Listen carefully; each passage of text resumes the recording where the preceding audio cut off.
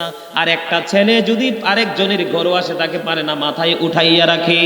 মা বাবার অতিরিক্ত আশকারার কারণে বর্তমান যুব সমাজ একেবারে ধ্বংসের মুখে। বাবা মার কোনো শাসন নাই। বন্ধুরে আমার, আপনাকে কিন্তু জন্ম দিয়েছেন, সন্তান ছেড়ে দিয়েছেন, এটা আপনার দায়িত্ব নয়। আপনি আপনার সন্তান পৃথিবীতে আসার পরে মা খাতুনে জান্নাত ফাতেমাতুজ জাহরা রাদিয়াল্লাহু তাআলা আনহার সুযোগ্য শাহজাদা আমাদের জান্নাতের লিডার হাসান রাদিয়াল্লাহু তাআলা আনহু যখন পৃথিবীর বুকে কদম দিল, হাদিস শরীফ প্রমাণ করেছে আমার নবী আজানের নাই, হযরতে হাসান রাদিয়াল্লাহু তাআলা আনহুর কানে আজান দিয়েছে। বন্ধুরে আমার, আপনি আপনার সন্তানে আসার পরে আজান দিতে হবে। 2 নাম্বার হলো 7 দিনের মাথায় বাচ্চার মাথাটা কামাইতে হবে, নাম রাখতে হবে। পুরুষ যদি শিশু ছেলে হয় তাহলে 2টা 1 বছরের ছাগল দিয়ে আকিকা দিতে হবে, আর মেয়ে হলে 1 বছরের একটা ছাগল দিয়ে আকিকা দিতে হবে। বন্ধু, এখান থেকে পার হয়ে গেল 2 বছর মা তার সন্তানকে বুকের দুধ খাওয়াবে, বাবা হালাল উপার্জন করে তার। আমার মনে কথাগুলো বুঝে না তারা, দেখছেন নি কথা কয় নি। এবার 7 বছর যখন হবে বাচ্চাকে আপনি নামাজের তাগিদ দিতে হবে। কি করতে হবে? 7 বছর যখন হবে আপনি আপনার বাচ্চাকে তাগিদ দিতে হবে নামাজের জন্য। 10 বছরে যখন পা রাখবে বিছানা আলাদা করতে হবে, নামাজ না পড়লে তাকে প্রহার করতে হবে। কিন্তু এরপরে আপনাকে নবীজি বড় একটা দায়িত্ব দিয়েছে। দায়িত্বটা কি বলবো? আমার নবী বন্ধু পিতামাতাকে দায়িত্ব দিয়েছেন। এই জন্য আমি সবসময় বলি, every parent should take care their children very carefully. প্রত্যেকটা পিতামাতার উচিত তাদের সন্তানের দায়িত্ব যত্ন সহকারে পালন করা। আপনি যদি সন্তানের দায়িত্ব পালন না করেন তাহলে আপনার বাচ্চা জন্মের মতো মানুষ হবে। কথা কয় না কেন? যেমন আমার বাবা একজন সরকারি চাকরিজীবী ছিলেন, আমরা কিন্তু বাবার শাসন পাই নাই, বাবার আদর পেয়েছি যথেষ্ট। বাবা যখন কাছে আসতো ছুটিতে আদর করে শেষ নাই, কখন মারবে বন্ধু। কিন্তু বাবার অন্তরালে মা এত বেশি শাসন করেছে, সেই শাসনের প্রভাব মনে হয় এখনো আমাদের অন্তরে বিরাজ করে। এটা কিন্তু মা ছোট্ট থাকতে থাকতে থাকতে আমাদেরকে শিক্ষা দিয়ে তুলেছে বিদায় আজকে ছোট্ট সুলাইমান থেকে বিশ্ববর্ণ একজন বক্তা হতে পেরেছি, গাজী সুলাইমান আল কাদরি হতে পেরেছি। এখানে আপনারা যারা বাবা আছেন, আমার আলোচনা যারা পর্দার অন্তরাল থেকে মা বোনেরা শুনছেন, আমি আপনাকে বলবো, আপনার সন্তান 10 বছর হয়ে গেছে, 15 বছর হয়ে গেছে, আপনার সন্তান মানুষ হয় না, কারণ আপনি ওই যে বড় হইলে শাসন করলে চলবে না। বাচ্চার অন্তরে আপনি যে মা, আপনি যে বাবা, আপনি যে তার অভিভাবক, এটা বাচ্চাটাকে ছোট্ট থাকতে ধীরে ধীরে তার মনের মধ্যে একটু ভীতি সৃষ্টি করতে হবে। আর এই ভীতি নিয়ে যখন বাড়তে থাকবে, তার একটা সাইডে সব সময় বাবা মায়ের প্রতি একটা ভয় থাকবে যে আমি যদি অন্যায় করি, রং পথে হাঁটি, তাহলেই কিন্তু আমি বাবা মার মায়ের খেতে হবে। আস্তে আস্তে করে সন্তান বাবা মার দিকে অনুগত হবে, আর অন্যায় অত্যাচার ব্যভিচার সে বর্জন করতে থাকবে। এই জন্য আমার নবী বলে দিয়েছেন, বাবা মা যারা আছেন তারা মন খুলে শোনেন। এখন বাবা মা হন নাই, আরো পরে হবেন, তারাও শোনেন। আল্লাহর হাবিব সরকারে মদিনা তিনি বলেছেন, আদিবু আওলাদাকুম আলা সালাসি খিসানিন হুব্বি নবিকুম ওয়া হুব্বি আহলি বাইতিহি ওয়া আলা কিরাআতিল কুরআন। আমার নবী, আপনার নবী বলেছেন, তোমরা তোমাদের সন্তানদেরকে 3টি বিষয় শিক্ষা দাও। কয়টি বিষয়? আরো জোরে বলেন না, কয়টি বিষয়? তোমরা তোমাদের সন্তানদেরকে 3টি বিষয় শিক্ষা দাও। প্রথম নবী বলেছেন, হুব্বি নবিকুম, teach the love of the prophet. তোমরা নবীর প্রেম শিখাও, নবীর মোহাব্বত শিখাও, কারণ নবীর প্রেমই হলো ঈমান। আলা লা ঈমান লিমান লা মুহাব্বাতা লা, নবীর প্রেম নাই তো ঈমান নাই। তাহলে আমি মনে করি প্রত্যেকটা পিতামাতার উপর এটা ফরজ হয়ে গেছে, আপনি আপনার সন্তানকে নবীর মোহাব্বত শিখাইতে হবে, মাস্ট বি। ঠিক কিনা বলেন? তারপরে বলা হয়েছে ওয়াহুব্বি আহলি বাইতিহি, টিচ ফ্যামিলি লাভ, নবীর পরিবারের ভালোবাসা শিখাও। তারপরে বলেছেন ওয়ালা কিরাআতিল কুরআন, learn to recite the holy Quran, তোমরা তোমাদের সন্তানদেরকে কোরআন তেলাওয়াত শিখাও। সুবহানাল্লাহ বলতে কষ্ট হয়? ওমর খোদা মুই কি হরমু, দেখছেন সুবহানাল্লাহ কয়নি? আর একটু জোরে কন্যা সুবহানাল্লাহ, আরো জোরে বলেন। ইলেকশনের সময় কি নাচাটা নাচেন, অমুক ভাইয়ের চরিত্র ফুলের মতো পবিত্র। আমি বলি হে বেটা ঠিক মতো নামাজ পড়ে না এক ওয়াক্ত। আপনারা কি হাসতেও পারেন না? আপনারা তো অল্প বয়সে হার্ট অ্যাটাক করে মারা যাবেন। যেই মানুষ বেশি গোমরা থাকে এই মানুষের মৃত্যুর ঝুঁকি বেশি থাকে, কারণ তার হার্ট ব্লক হয়ে যায়। দেখবেন বাংলাদেশের ইতিহাসে যত লং একটা জীবন পেয়েছে সেটা হলো বর্তমান যুগে আলেম থেকে ধরে আপনার যারা হাসি খুশি কোলাহল সব সময় থাকে। বলে হুজুর এটাকে হায়াতের বাইরে না, ওটা আলাদা বিষয়। হায়াত ফুরিয়ে গেলে যেতে হবে সেটা আলাদা বিষয়, কিন্তু পৃথিবীতে ভালো থাকতে হলে ভালো থাকার মতো কিছু কাজ। আপনারা কথা বলেন না কেন? আল্লাহ কি আপনাকে জবান দিছে কথা বলার জন্য, চা দোকানে বসে বসে গীবত করার জন্য, বাজারে গিয়ে এই বাড়ি ওই বাড়ি এটা ওইটাই অপ্রাসঙ্গিক কথা বলার জন্য, কুরমা ফলা খাওয়ার জন্য, সিগারেট খাইয়া মিথ্যা সাক্ষী দেওয়ার জন্য? কিসের জন্য দিছে? হক কথা বলার জন্য দিছে। যাক, তাও মোটামুটি আল্লাহর ওয়ার্ডারের সমর্থক শব্দ একটা আইছে, তবে মূল উত্তর পাই নাই। আল্লাহ বলেছেন remember me then I will remember you. আল্লাহ বলেছেন ফাযকুরুনি আযকুরুকুম, তোমরা আমাকে স্মরণ করো আমি তোমাদেরকে স্মরণ করব। তার মানে আল্লাহ আপনাকে পাঠাইছে আল্লাহর জিকির করার জন্য, আপনাকে রং তামাশা করার জন্য না। কি মনে করেন খবর রাখেন কি আর জানেন কি? আল্লাহ কোরআনে বলেছে ইন্না বাতশা রাব্বিকা লাশাদীদ, the seizing of Allah is difficult. আল্লাহর পাকড়াও বড় কঠিন, আল্লাহ খুব শক্তভাবে ধরবে। আল্লাহ তারপরে বলেছেন ইন্নাল্লাহা সারিউল হিসাব, Allah is quick to take account. আল্লাহ হিসাব গ্রহণে অত্যন্ত তৎপর। আল্লাহ খুব কঠিনভাবে হিসাব নিয়ে দিতে পারবেন? হ্যাঁ, জীবনের সময়গুলো কোন কোন কাজে ব্যয় করেছেন সেই জবাব দিতে হবে। যৌবনকালকে কেমন করে ব্যয় করেছেন সেই জবাব দিতে হবে। কোন পথে অর্থ উপার্জন করেছেন, কোন পথে ব্যয় করেছেন সেই হিসাব দিতে হবে। এবং ধর্ম অনুযায়ী আমল কেমন করেছেন সেই জবাবও দিতে হবে। আমার কথা কি বুঝে আসছে? আমার কথা কি বুঝতে পারছেন? তাহলে কি মদ খাওয়া যাবে? সাপোর্ট করা যাবে? জুয়া, কথা বলেন না কেন? জুয়া, এই যে বর্তমানে খেলার নামে যেটা হচ্ছে, বাংলাদেশে জুয়া হচ্ছে, খুন হচ্ছে, মারামারি হচ্ছে, কাটাকাটি হচ্ছে, কোবাকুবি হচ্ছে, এখান থেকে বাঁচার কোনো সুযোগ নাই। ঠিক কিনা বলেন?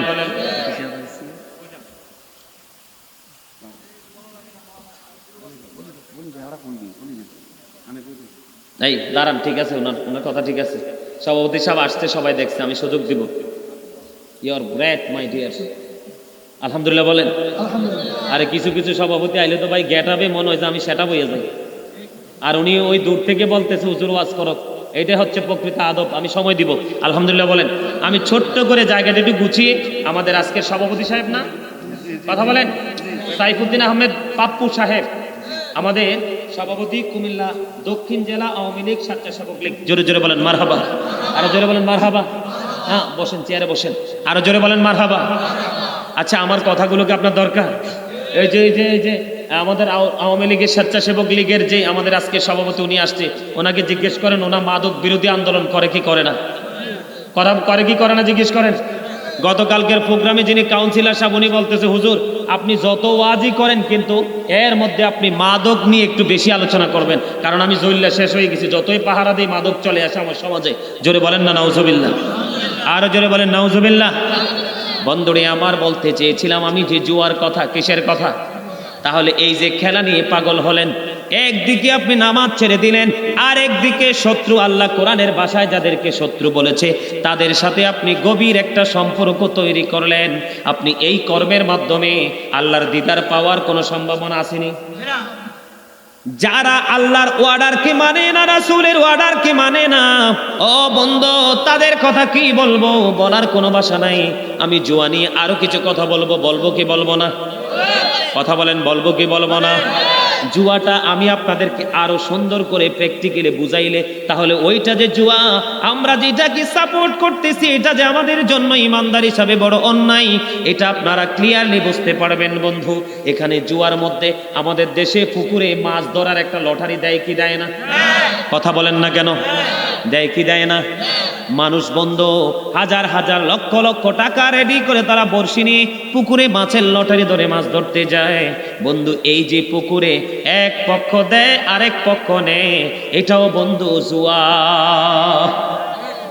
আমাকে বলতে পারেন, বলো হুজুর এটা কেমন করে জুয়া, এটা কেমন করে জুয়া? আমি আপনাদেরকে বলি, পুকুরে মাছ আছে বড় বড়, কি আছে? ধরেন মাছ আছে 5 লাখ টাকার। কয় লাখ টাকা? মাছ আছে 5 লাখ টাকার। এখন 5 লাখ টাকাই বন্ধু আপনারা যারা গ্রাহক তারা দিলেন। 5 লাখ টাকা লটারি ধরে আপনারা মাছ ধরায় নামলেন নির্দিষ্ট একটা সময়ের মধ্যে। এখন দেখা যাবে কি, আমি কিন্তু আমার মন থেকে বলি না, আমার নবী যে আমাদেরকে শিক্ষা দিয়েছেন সেই শিক্ষা থেকে বলছি, মাছ ধরতে যাওয়ার পরে দেখা যাবে বড়শি দিয়ে সারাদিন বন্ধু নির্দিষ্ট সময়ের মধ্যে 2.5 লাখ টাকার মাছও ধরতে পারে নাই। কি করতে পারে নাই? 2.5 লাখ টাকার মাছও ধরতে পারে নাই। এখানে আপনারা দেখেন যারা টাকা দিয়ে লটারি ধরছে তারা ঠকছে কি ঠকছে না? আরো জোরে বলেন, ঠকছে কি ঠকছে না? আবার যদি আমরা উল্টো দিকে যাই, উল্টো দিকে যাওয়ার পরে দেখা যাবে লটারি যারা ধরেছে পুকুরে যেই পরিমাণ মাছ আছে বন্ধু, ধরেন 10 লক্ষ টাকার মাছ আছে, এখান থেকে বন্ধু তিনি নিয়েছেন টাকা। বন্ধু এমন ভাবে মাছ ধরেছে, এমন ভাবে বড়শিতে মাছ লেগেছে, দেখা যায় বন্ধু পুরো পুকুরের মাছ লটারি যারা ধরেছে তারা বড়শি দিয়ে উঠিয়ে নিয়ে গেছে, কিন্তু উনি টাকা পাইছে 5 লক্ষ। কত? আরো জোরে বলেন কত? 5 লক্ষ টাকা লটারি ধরেছে, আর 5 লক্ষ টাকার মাছ অবশিষ্ট থাকার কথা, কিন্তু বড়শিতে এমন ভাবে মাছ লেগেছে, মাছ লাগার কারণে আবার কি হলো, পুরো পুকুর শূন্য হয়ে গেল। যারা লটারি ধরেছে তারা মাছ সবগুলো নিয়ে গেল। এবার বলেন পুকুরের মালিকের লস হয়েছে কি হয়েছে না? এই জন্য বন্ধু, এই যে লটারির মাধ্যমে মাছ ধরা বন্ধু, এই যে এটাও বন্ধু জুয়া। আমাদেরকে বুঝতে হবে জুয়া কোনটা। এই যে আমাদের দেশে প্র্যাকটিক্যালি তাস দিয়ে জুয়া খেলে, আছে না নাই? শুধু এইটা জুয়া না, এটা জুয়া না, বর্তমানে আমাদের দেশে অনেক ধরনের জুয়া খেলতেছে। তবে বর্তমান প্রেক্ষাপটে সবচেয়ে বড় জুয়া হলো ওই যে আপনারা ফুটবল খেলা নিয়ে মেতেছেন, এটা হলো সবচেয়ে বড় জুয়া। একদিকে ওরা জাহান্নামী, আল্লাহ রাব্বুল আলামিন কোরআনে একবার স্পষ্ট করে বলেছেন, এই যে বেঈমান কাফেররা ইমানদারদের প্রকাশ্য দুশমন, আমরা তাদের কর্মকে সাপোর্ট দেওয়া মানে তাদেরকে সাপোর্ট দেওয়া। এখানে সবচেয়ে বড় অন্যায় হলো মুসলমানের জন্য সবচেয়ে বড় লস, সবচেয়ে বড় ক্ষতি হলো, আপনি যদি পৃথিবীতে কোনো সিনেমার নায়ককে ভালোবাসেন, আপনি যদি পৃথিবীর কোনো শিল্পীকে ভালোবাসেন, আপনি যদি পৃথিবীর কোনো খেলোয়াড়কে ভালোবাসেন, কাল কিয়ামতের দিন যখন মানুষ সাকারাতের বিছানায় শুইবে, সাকারাতের বিছানায় শোয়ার পরে বন্ধু এত ভয়ঙ্কর অবস্থা হবে, 7 সমুদ্রের পানি দিলেও তার তৃষ্ণা মিটবে না। এমন একটা ভয়ঙ্কর সময়ে শয়তান আপনি যাকে ভালোবেসেছিলেন, যদি আপনি শিল্পীর প্রেমিক হন, যদি আপনি ক্রিকেটারের প্রেমিক হন, আপনি যদি ফুটবলারের প্রেমিক হন, এমনি করে করে বন্ধু ধর্মীয় আইনের বাইরে থেকে, ধর্মীয় কালচারের বাইরে থেকে যারা এই পৃথিবীতে বন্ধু বিচরণ করেছে, ওই সমস্ত মানুষকে যদি সাপোর্ট করতে থাকেন, তাহলে আপনার পরিণতি এমন ভয়ঙ্কর হবে, মৃত্যুর পূর্বক্ষণে সাকারাতের বিছানায় আপনি ঈমান হারিয়ে যেতে হবে। কারণ আপনার পছন্দের মানুষের কারণ সবার সুরত ধরতে পারে শয়তান, একমাত্র সুরত ধরতে পারে না আপনার আমার প্রাণের নবীর। এই জন্য নবীর প্রেমিক হতে হবে। কি হতে হবে? এক জনৈক ব্যক্তি এসে প্রশ্ন করলো, জুয়া নিয়ে আর কথা বলবো না, মোটামুটি হয়ে গেছে, এখন আমি আরেকটা পার্টে ঢুকবো। আমার নবীর কাছে এক জনৈক ব্যক্তি এসে প্রশ্ন করলো, ইয়া রাসূলুল্লাহ, ইয়া হাবিবাল্লাহ নবী গো, ইয়া রাসূলুল্লাহ, ইয়া হাবিবাল্লাহ নবী, কিয়ামত কখন হবে গো? আমার নবী বললেন, কিয়ামতের দিনের জন্য তুমি কি প্রস্তুতি নিয়েছো? এবার উনি বললেন, ইয়া রাসূলুল্লাহ, ইয়া হাবিবাল্লাহ, আমি কিয়ামতের দিনের জন্য কোনো প্রস্তুতি নিতে পারিনি, তবে আমি আল্লাহ এবং আল্লাহর হাবিবকে ভালোবাসি। আমার নবী বলে দিয়েছেন, তুমি যাকে ভালোবাসো তার সাথেই তুমি থাকবা। খবরটা মজার না? আরো জোরে বলেন মজা, ঠিক কিনা? আমাদের সভাপতি সাহেব কি কিছু বলবেন? হ্যাঁ, বসবেন একটু? আচ্ছা, আলহামদুলিল্লাহ, উনি বসবে বলছে একটু, আলহামদুলিল্লাহ বলেন। তাহলে নবীর সাথে প্রেম, নবী কি উত্তর দিয়েছেন? নবীর কথা সত্য না মিথ্যা? হি ওয়াজ ভেরি ট্রুথফুল, তিনি শ্রেষ্ঠ সত্যবাদী ছিলেন, এতে কোনো সন্দেহ নাই। যিনি সন্দেহ করবে তার ঈমান, কথা বলেন না কেন? নবীর কথাতে কোনো গলদ আছে আপনারা মনে করেন? এদিকে তাকান, ঈমান, ঈমান যে আমরা ঈমান, ইসলামের খুঁটি কয়টা? 5 পিলার্স অফ ইসলাম, 5টা খুঁটি। কয়টা? এর মধ্যে প্রথম কোনটা? ঈমান, the first pillar of Islam. প্রথম খুঁটি কোনটা? ঈমানের দিকে যদি নজর দেন বন্ধু, গভীরে ঢুকতে হবে। আমি আপনাদেরকে বলতে চাই, ইসলামের প্রথম খুঁটি, সেটা হলো প্রথম যদি ইমানের দিকে তাকায়, প্রথম আমরা মালিকের কাছে যেতে হবে। কোথায় যেতে হবে? There is no god but Allah. সে আল্লাহ ব্যতীত কোনো উপাস্য নেই, কোনো ইলাহ নেই। তার মানে লা ইলাহা ইল্লাল্লাহ, এটা হলো তাওহীদ। আর কালিমার যদি পরের অংশটার দিকে নজর দেই, মুহাম্মদুর রাসূলুল্লাহ সাল্লাল্লাহু আলাইহি ওয়াসাল্লাম is the Messenger of Allah. Allah of the first pillar is the Lord of world, রব্বুল আলামিন। এখানে একটা পার্ট, মুহাম্মদুর রাসূলুল্লাহ সাল্লাল্লাহু আলাইহি ওয়াসাল্লাম is the blessing for the world, রাহমাতাল লিল আলামিন। দুইটা দিক কয়টা? কথা বলে না কেন? আরো জোরে কয়টা? এই নবী সম্পর্কে অত্যন্ত চমৎকার বয়ান দিয়েছেন ডক্টর আহমদ পেয়ারা বাগদাদি শাহপুর দরবার শরীফের পীর সাহেব। উনি অত্যন্ত চমৎকার ভাবে তিনি যখন কিতাব লিখেছেন উর্দুতে, নন স্টপলিং উর্দুতে লিখেছেন।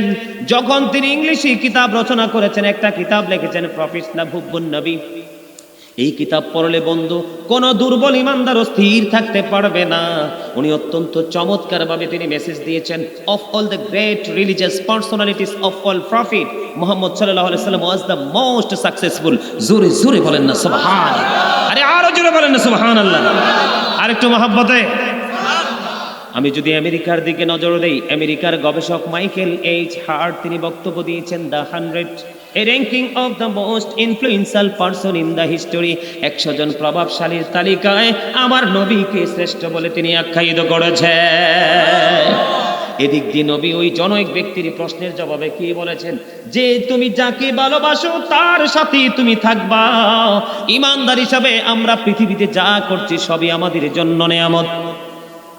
কথা বলেন না কেন? আমাদের জন্য সব কি? আমাদেরকে সেই নেয়ামতকে আমরা নেয়ামত হিসাবে জানতে হবে, নেয়ামত হিসেবে চিহ্নিত করতে হবে।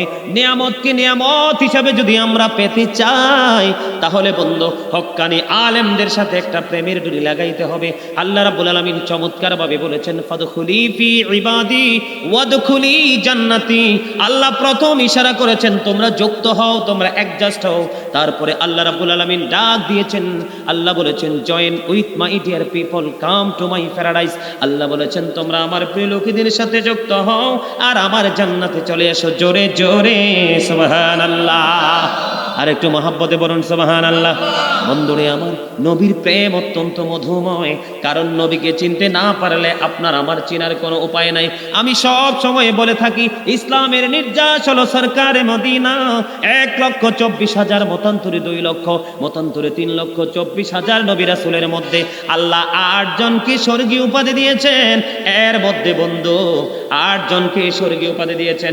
এর মধ্যে একটা হলো আপনার আমার নবী, যাকে আল্লাহ চিরস্থায়ীভাবে উপাধি দিয়েছেন, যাকে বলেছেন হাবিবুল্লাহ। আমি সব সময় বলে থাকি I am very successful person, কারণ আমি আখির নবীর উম্মত হতে পেরেছি। এটা আমার জীবনের সবচেয়ে বড় নিয়ামত। ঠিক না? ঠিক বুঝি আসে কি আসে না? এই জায়গাটা ক্লিয়ার হওয়ার দরকার আছে না নাই? বন্ধুরে আমার, নবীর প্রেম কত গভীর। আমি আপনাদেরকে ছোট্ট একটা এক্সাম্পল দিব। আপনারা ইতিপূর্বে শুনেছেন কিনা জানি না, যদি শোনেন তাহলে ভালো, আজকে শুনলে 12 করে ব্রেইনে সেট আপ দিতে পারবেন। ও আমার নবী মদিনায় থাকা অবস্থায় 27টা যুদ্ধ করেছেন। কয়টা? 27টা যুদ্ধ করেছেন। এর মধ্যে সবচেয়ে বড় যুদ্ধ হলো উহুদের যুদ্ধ। আপনারা সবাই জানেন আলেম ওলামাদের কাছ থেকে, আমার নবীর দান্দান মোবারক উহুদের ময়দানে শহীদ হয়েছে। আমার নবীর দান্দান মোবারক যখন উহুদের ময়দানে শহীদ হলো, আমার নবীর মুখ মোবারক দিয়ে লোহ মোবারক বের হতে থাকলো। যখন লোহ মোবারক বের হতে থাকলো, হযরতে মালিক বিন সিনান দেখে সহ্য করতে পারলো না। উনি আমার নবীর রক্ত মোবারক চুষতে শুরু করলেন। এবার আমার নবী একটা ডাক দিয়ে বললেন, রে মালিক বিন সিনান, তুমি রক্ত বক্ষণ করো না, রক্ত বক্ষণ করো না। এবার আমার নবী যখন বললেন, মালিক বিন সিনান একটা ডাক দিয়ে বললেন, ইয়া রাসূলুল্লাহ, ইয়া হাবিবাল্লাহ, নবী গো, ও প্রাণের নবী, আমি আপনার একটা ফোঁটা রক্ত উহুদের জমিনে পড়তে দিব না। আমার নবী বলতেছেন রক্ত বক্ষণ করো না, ফেলে দাও। মালিক বিন সিনান বলতেছেন, আমি একটা ফোঁটা রক্ত উহুদের ময়দানে পড়তে দিব না, একটা ফোঁটা রক্ত আমি উহুদের ময়দানে পড়তে দিব না, আমি আপনার রক্তগুলো বক্ষণ করতে থাকবো। এবার বন্ধু আমার নবী এই কথা বলে মালিক বিন সিনান রক্ত বক্ষণ করতে শুরু করলেন। রক্ত বক্ষণ করতে করতে করতে করতে শেষ রক্তের ফোঁটা যখন শুরু হলো, চোষা শেষ হয়ে গেল, আমার নবী আপনার নবী দোজাহানের বাদশা নবী এবার উত্তর দিয়ে দিলেন, তোমরা দুনিয়ায় যদি কোনো জান্নাতি মানুষ দেখতে চাও তাহলে মালিক বিন সিনানকে দেখে না। আমার কথা মনে আপনারা বোঝেন নাই? কথা বুঝছেন? জীবনে কোনোদিন কোনো হুজুর কইছিনি যে কোরআনে হাদিসে নবীর রক্ত খাওয়ার কথা আল্লাহ বলছে? কোনোদিন কি কেউ বলছে? কোনোদিন কেউ বলেনি। কিন্তু মালিক বিন সিনান নবীর প্রেমের কারণে নবীর রক্ত মোবারক চুষতে থাকলেন। তার নবীর রক্ত মোবারক চুষার কারণে তার বডিটা জাহান্নামের আগুন থেকে হারাম হয়ে গেল। প্রেমটা যদি এইভাবে করতে পারেন তাহলেই কিন্তু আমাদের জীবনে সফলতা সম্ভব। শোনেন, এই আমার দিকে তাকান, আমার দিকে তাকান। এই যে দেখেন, এই যে দেখেন, ম্যাক্সিমাম যুবক ছেলেদের পরনে দেখা যায় জিন্স প্যান্ট, আছে না নাই? কথা কন, আছে না নাই? আমাদের মধ্যে অনেক মুরব্বীকে দেখা যায় লুঙ্গি এত নিচে নামাইয়া পড়ে, মানে লুঙ্গির সাথে সাথে মনে হয় যে রাস্তার ধুলাবালি সব তিনি কি করতেছেন, একত্রিত করে বাড়িতে নিতেছেন। এরকম হয় না? লুঙ্গি বলেন, প্যান্ট বলেন, ট্রাউজার বলেন, আমাদের যে সমস্যাগুলোর কথা বলছি বন্ধু শরীয়তের দৃষ্টিকোণ থেকে, আমি আপনাদেরকে বলবো, নবীর মহব্বত না থাকার কারণে, পিতা মাতা সন্তানকে সুশিক্ষা না দেওয়ার কারণে আজকে আমাদের মধ্যে ইসলামের যেই সংস্কৃতি, ইসলামী যেই কালচার, কিছুই আমাদের মধ্যে থাকতেছে না। ধীরে ধীরে সব বন্ধু দূরে চলে যাচ্ছে। ম্যাক্সিমাম ছেলের চুলের কাটিং দেখেন, এই নিস্তাল, এই কানের গোড়াটা হলো ডিজিটাল রেল লাইনের মতো একবারে প্লেন, ঠিক কিনা বলেন? আর এখন বর্তমানে আমাদের সরকার, প্রধানমন্ত্রী শেখ হাসিনা বঙ্গবন্ধু কন্যা, উনি আসার পরে বন্ধু রাস্তাঘাটকে এত সুন্দর করেছে, কারণ আমরা পাখির মতো প্রতিদিন এক জেলা থেকে আরেক জেলা দৌড়াই, তার আর উপরের অংশটা ওই পিচ জ্বালা রাস্তার মতো। ও বন্ধু, মাঝে মাঝে দেখা যায় রাস্তা ভেঙে গর্ত হয়ে গেছে, আর মাথার মাঝখানটা ওই গর্তের মতো। এই যে চুলটা কাটছেন, বেঈমান কাফিরকে দেখে কাটছেন, এটা শরীয়তের দৃষ্টিকোণ থেকে কোনোভাবে শরীয়ত সম্মত নয়। কারণ চুল কাটার সিস্টেম হলো আপনি একবারে পুরো মাথাটা একরকম করে কাটবেন, এটা যদি সম্ভব না হয় কানের বলতি পর্যন্ত রাখবেন, এটা যদি না হয় আর একটু বড়, আর চেয়ে বড় হলে ঘাড় পর্যন্ত, এইটা হলো চুল কাটার সিস্টেম। এটার ধারে কাছেও আমরা নাই। সেলুনের কাছে গেলে দেখা যায় গ্লাসের মধ্যে যত বেঈমান কাফের মুশরিকের ছবি দিয়েছে, আপনার মুসলমানের ছেলে হওয়ার পরে আপনি সেই ডিজাইন দেখে চুল কাটেন। বন্ধু, আল্লাহ কোরআনে বলেছে, ইন্নাল কাফিরিনা কানু লাকুম আদুওয়াম মুবিনা। আল্লাহ বলেছেন, the heretics are the eternal enemy of the believers. আল্লাহ বলেছেন, বেঈমান কাফেররা আমরা ইমানদারদের প্রকাশ্য দুশমন। এবার আসেন আমরা যে পোশাক পরি, এদিকে তাকান, ছোট্ট করে বলবো টপিক আকারে আমি আপনাদেরকে বলবো, আমরা যে পোশাক পরি, আল্লাহ বলেছেন কোরআনে 3 শ্রেণীর পোশাক দিয়েছে। কয় শ্রেণীর? কথা বলেন, উপকারে লাগবে, আমাকে শত্রু মনে করেন না। কারণ আমি আগেই বলেছি, আল্লাহ বলেছেন তুমিও জাহান্নাম থেকে বাঁচো, তোমরা জাহান্নাম থেকে বাঁচো, তোমাদের পরিবারকেও জাহান্নাম থেকে বাঁচাও। বাঁচতে হলে আমাদেরকে এই কাজগুলো করতে হবে। আমার দিকে তাকান বন্ধুরে আমার, আল্লাহ কোরআনে বলেছেন, ইয়া বানি আদম কদ আনজালনা আলাইকুম লিবাসান ইউয়ারি সাওআতিকুম ওয়ারিশান ওয়া লিবাসুত তাকওয়া যালিকা খায়রুন। আল্লাহ বলেছেন, আমি আমার বান্দার জন্য 3 শ্রেণীর পোশাক দিয়েছি। কয় শ্রেণীর? একটা হলো লজ্জাস্থান ঢাকার পোশাক, যেটা আমরা কন্টিনিউ পড়ি। 2 নাম্বার হলো সাজের পোশাক। যেমন দেখেন, আমি যখন এসেছিলাম একটু নর্মাল ছিলাম, স্টেজে যখন আসলাম একটু গেটআপ টেটআপ নিয়ে আসলাম। এইরকম প্রত্যেকটা মানুষ কিন্তু যখন কোয়ালিটিফুল প্লেজে যায়, একটা বেটার যখন একটা জায়গায় মানুষ উপস্থিত হয়, প্রেজেন্ট হয়, তখন সেই জায়গার সাথে ম্যাচিং করে একটা পোশাক পরে কি পরে না? আল্লাহ বলেছেন 2 নাম্বারটা এটা। 3 নাম্বারটা হলো লিবাসুত তাকওয়া যালিকা খায়র। আল্লাহ বলেছেন আল্লাহর কাছে সবচেয়ে উত্তম পোশাক হলো তাকওয়ার পোশাক। এই পোশাকটা হলো কেমন জানেন? আপনি লুঙ্গি বলেন, প্যান্ট বলেন, পায়জামা বলেন, আল্লাহ রাসূল বলেছেন বন্ধু, আপনি আল্লাহ বলেছেন বন্ধু নাভি বরাবর উপর দিয়ে থাকবে। কি বরাবর? নাভি বরাবর থাকবে উপর দিয়ে, নিচের দিক দিয়ে থাকবে টাকনুর উপরে। এটা কে বলেছেন? এই পোশাকটা পুরুষের, ইমানদার পুরুষের জন্য ফরজ। কার জন্য? ইমানদার পুরুষের জন্য ফরজ উপর দিয়ে থাকবে নাভি বরাবর, আর নিচে দিয়ে থাকবে বন্ধ টাকনোর উপরে। বুখারী শরীফের মধ্যে এসেছে, যেই ব্যক্তির পোশাকটা টাকনোর নিচে চলে যাবে সে জাহান্নামে যেতে হবে।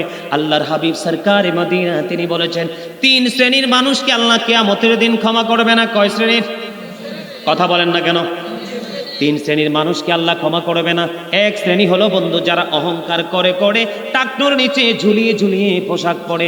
2 নাম্বার হলো যারা মানুষ বিপদে পড়লে উপকার করে, সুযোগ পাইলে খোঁটা দেয়। 3 নাম্বার হলো বন্ধু, তারা ব্যবসার মাধ্যমে মিথ্যা কথা বলে বলে টাকা কামাই করে। আছে না নাই? আমার দিকে তাকান, হাদিস শরীফের মধ্যে সে যে বন্ধু পুরুষের জন্য স্বর্ণ পরা, কি পরা? তো এই জন্য লাল পোশাক পরিহিত লোকটা যখন নবীকে সালাম দিলেন, আমার নবী তার সালামের জবাব দেয় নাই। এইটা বলতে চাই, আমরা ইমানদার পুরুষ শ্বশুর বাড়ি থেকে আংটি দিলে পড়তে পারবো না। বন্ধু দুলাভাই যদি সেইন দিয়ে গলায় ঝুলাইতে পারবো না। আমার নবী বলেছেন, রেশমি কাপড়, স্বর্ণের আংটি এবং লাল জামা, টকটকে লাল, যেটা ইমানদার পুরুষ পড়তে পারবে না, এটা তাদের নারীদের জন্য জায়েজ। জোরে জোরে বলেন না নাউজুবিল্লাহ। আমি আপনাদেরকে বুঝাইতে চাই বন্ধুরে আমার। এবার আসেন, এই যে আমরা যে ছোট্ট পোশাক, অভিশপ্ত পোশাকের মধ্যে সর্বপ্রথম যদি বলি, তার মধ্যে হলো সর্বপ্রথম বর্তমানে বাংলাদেশে জিন্স প্যান্ট। কি প্যান্ট? আপনারা যদি এখন বলি, আপনি বলবেন, এই যে দেখেন, এই যে এটা জিন্স প্যান্ট পরাইছে, এই যে এখন যদি বলি, বলবেন যে হুজুর নামাজের সময় বইটা উঠাই দিব। কি করব? নামাজের সময় বইটা উঠাই দিব। আমি মেনে নিলাম আপনি নামাজের সময় বইটা উঠাই দিতে পারবেন, কিন্তু আমার প্রশ্ন হলো, আল্লাহ কিন্তু 2টা কন্ডিশন দিয়েছে। কয়টা? একটা হলো নাভি বরাবর, আর একটা হলো টাকনুর উপরে। আপনি কিন্তু টাকনুর উপরে উঠাই ফেললেন, আমি মেনে নিলাম, কিন্তু নাভির উপরে উঠাতে পারবেন না হাজার চেষ্টা করলেও, কারণ এটার জন্মই হয়েছে ছোট্ট হয়ে। ঠিক কিনা বলেন? এবার আসেন, এই পোশাকটা পরলে নামাজ কতটা ক্ষতি হবে? আল্লাহর হাবিব বসে আছেন মসজিদে নববীতে, একজন এসে নামাজের নিয়ত করে ফেললেন। নামাজের নিয়ত করার পরে নবী বললেন, তুমি ওযু করে আসো।